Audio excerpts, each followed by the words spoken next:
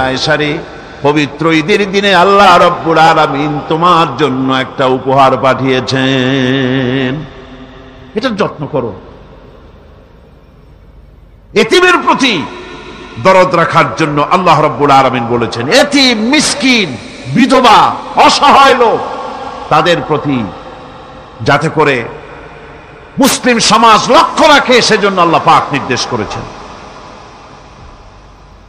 বুখারী এবং মুসলিম শরীফের হাদিসে এসেছে, আস-সাই আলাল আরমালাত ওয়াল মিসকিন কাস-সাই ফি সাবিলিল্লাহ।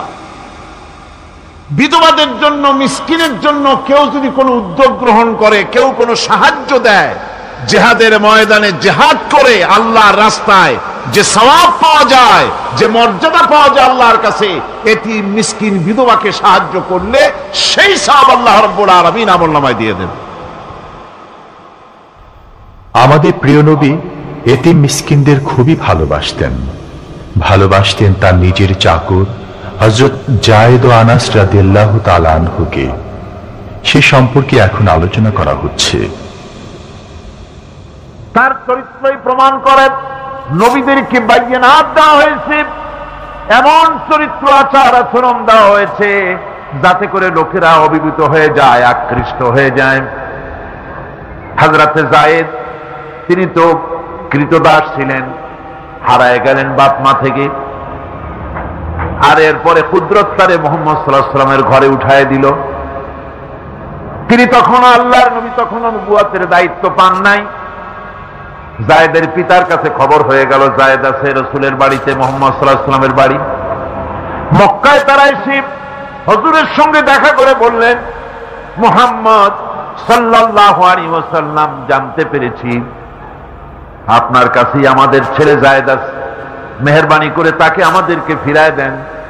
হুজুর বলেন, যায়েদ যদি তোমাদেরকে চিনতে পারে আর যদি যেতে চায় আমার পক্ষ থেকে কোনো আপত্তি নাই, অবশ্যই যাবে। তবে যায়েদ যদি যেতে না চায়, আমি এমন লোক নই যে কেউ আমার কাছে থাকতে চাইলে আমি জোর করে তাকে ঠেলেও দিতে পারি না, আমি তেমন লোক নই। পিতা বললেন, আপনি অবশ্যই যুক্তিপূর্ণ কথা বলেছেন। হযরতে যায়েদ কানা হলো। হুজুর বললেন, তুমি কি চেনো এদের? কি? যায়েদ বললেন, চিনি, ইনি আমার বাবা, উনি আমার চাচা। যায়েদের পিতা বলেন, বাবারে বাড়ি চলো, তোমার মা কেঁদে কেঁদে হয়রান, চলো বাড়ি যাই, বাড়ির যা কিছু আছে সব তোমাকে ফিরিয়ে দেওয়া হবে। হযরতে যায়েদ বলতেছেন, পিতা বাড়িতে যা আছে তাই শুদ্ধ, তামাম দুনিয়াটা যদি আমারে দেওয়া হয়, এই লোকটির কাছে থেকে যে ব্যবহার পেয়েছি আমি এই লোকের কদম ছেড়ে যেতে পারি না।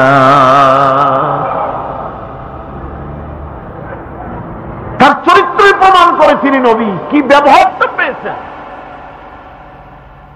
হযরত আনাস রাদিয়াল্লাহু তাআলা ছোট মানুষ, 8 বছর বয়সের সময় হুজুরের খাদেম হয়ে হুজুরের বাড়িতে আসছেন। আচ্ছা, 8 বছর বয়সের কিশোর ভুল তো করতেই পারে।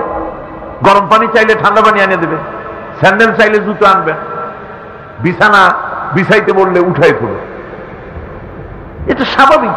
কিশোর মানুষ, ছোট মানুষ। এবার শুনুন, বায়নাত কারে বলে? নবীদের বায়নাত আল্লাহ যে